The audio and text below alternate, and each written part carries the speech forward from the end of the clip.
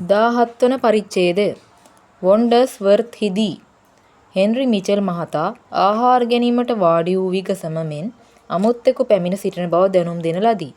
පැමිණ සිටි අමුත්තා මිනීමැරුම සිදු වූ දින ගුවන් යානයේ ගමන්ගත් උඩු රැවුල්කාර මහත්මයා බව දැකීමෙන් ගුවන් යානා සේවකයා තරමක් මවිතයට පත්විය. පයිරට් මහතා ඉතාම ආචාරශීලී ලෙස හැසිරිනි. ඔහු මිචෙල් මහතාට ආහාර ගැනීම දිගටම කරගෙන යන ලෙස ආයාචනා කළ අතර ඔහු දෙස අයාගත් මුවින් ඔරවාගෙන සිටි මිචෙල් මහත්මියටද ආචාරශීලී වචන කිහිපයකින් සංග්‍රහ කළේය. ඔහු තමාට පිළිගැන්වූ අසුනේ වාඩි වී වසරේ මේ කාලයේදී උෂ්ණත්වය ඉහළ යන බව පවසා තමාගේ පැමිණීමට අදාළ කාරණයට සීරු මාරුවට අවතීර්ණ විය.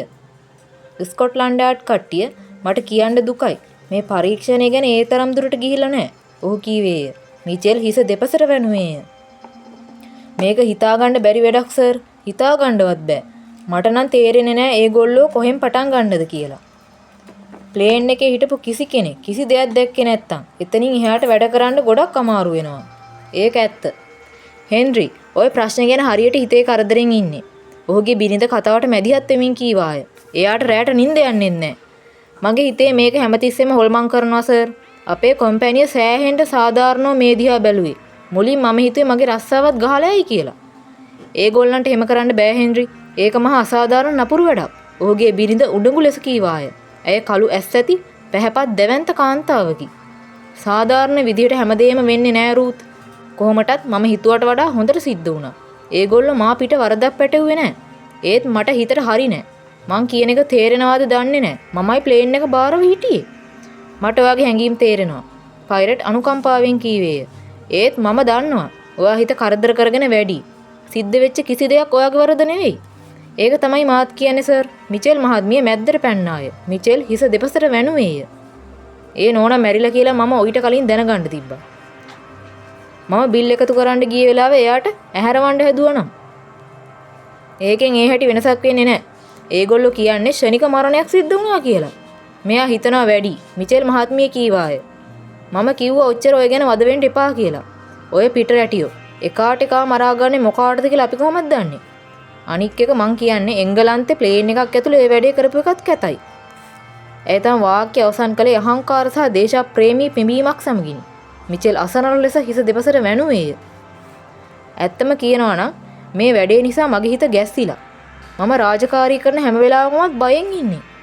ඒ මදිවට ස්කොට්ලන්ඩ් යාඩ් මහත්තයා ආයෙ අහන මොනවා හරි අසාමාන්‍ය දෙයක් වුණාද ප්ලේන් එකේදී කියලා. හරියට මට මොනවා හරි අමතක වෙලා වගේ. ඒත් මං දන්නවා එහෙම නෑ කියලා. කිසිම විශේෂ දෙයක් නැති ගමනක්. මේ කරදරේ සිද්ධ නොවුණා නම්.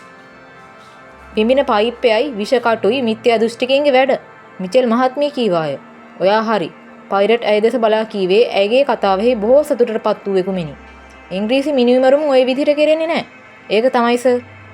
ඔයාට කියන්න මිචෙල් නෝනා මට බොහෝ දුරට හිතා ගන්න පුළුවන් එංගලන්තේ කොයි පළාතේද ඔයාගේ ගම කියලා. ඩොරෙන්ට් සර්.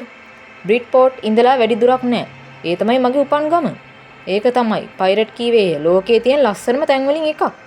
ඒක හරි. ඩොරෙස්ට් වලින් කෑල්ලක් තරම්වත් ලන්ඩන් වටින්නේ නෑ.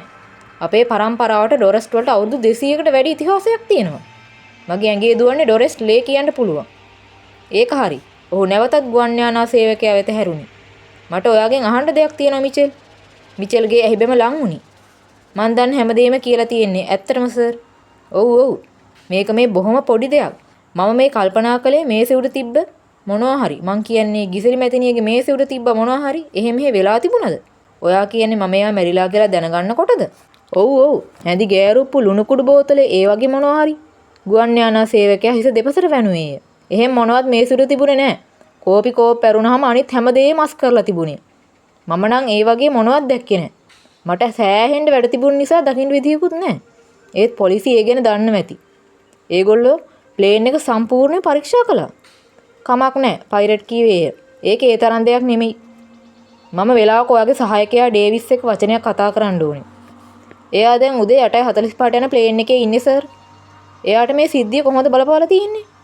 මේකනේ සර්. එයා තාම තරුණයි. ඇත්තට මෙයා මේකෙන් පොඩි පහේ සතුටක් ලැබුවේ. හැමෝටම ඕනේ එයාගේ විස්තර දැනගන්න. එයා ගෑන් ළමෙක් එක්ක යාළු වෙලා නැද්ද? පයිරට් ඇසුවේය. එහෙමනම් ඒ ළමයා ওই විස්තර අහලා සතුටු වෙයි. එයා යාළු වෙලා ඉන්නේ වයසක ජොන්සන්ගේ දුවත් එක්ක. මිචෙල් මහත්මිය කීවාය. ඒ වුණාට ඒ ළමයා තැම්පත්. ඔළුව නරක් වෙලා නැහැ. ඩේවිස් ඔය මිනිමරුමක් අස්සේ රිංගුවට ඒ ළමයා ආස නැහැ. බොහොම හොඳ ළමයෙක් වෙන්න ඕනේ. කියමින් පයිරට් සිට ගත්තේය. එහෙමනම් බොහොම ස්තුතියි මිචෙල් මහත්තයා. ඔයාටත් මිචෙල් නෝනා. අනික් එක මම මේ කියන දේ අහලවත් මේ ප්‍රශ්නේ වැඩි ඔලුවට ගන්න එපා. ජූරිය හිටුව මොට්ටරැල හිතුවේ ওই මිනිස්සයා මිනිමරුම කළා කියලා. ඒ වුණාට එයා රහස් ඔත්තු සේවයක් කෙනෙක්. මං කිව්වා කියලා හිතාගන්න. පයිරට් පිටව ගිය පසු මිචෙල් කීවේය. මං කිව්වා කියලා හිතාගන්න. ওই මිනිමරුම පිටිපස්සේ ඉන්නේ බොල්ෂෙවික් කාරයෝ. මිචෙල් මහත්මිය කීවාය.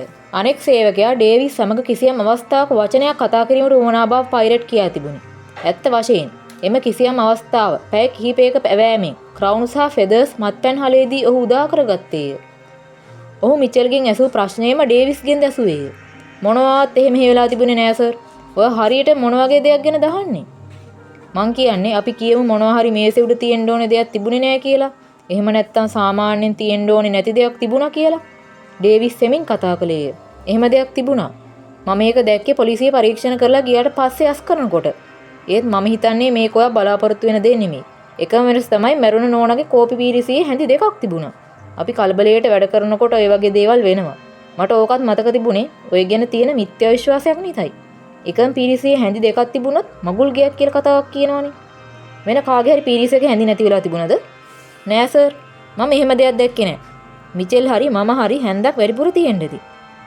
මම කිව්වා වගේ කලබලයට ඔය වගේ දේවල් වෙනවා. මම මේ ගිය සතියේ හැඳි ගෑරුප්පු දෙක තියලා තිබුණා. එක අතකට මොනවා හරි අඩුවෙන් තියනට වඩා ඒක හොඳයි. පයිරට් ඔහුගෙන් තවත් ප්‍රශ්නයක් ඇසුවේය. ඔයා මොකද හිතන්නේ ප්‍රංශ ගෙවල් ළමයි ගැන ඩේවිස්? ඉංග්‍රීසියයි මට හොඳයි සර්. ඔහු පිරුණු සිරුරක් ඇති තරුණියන් වෙත සිනහවක් පෑවේය.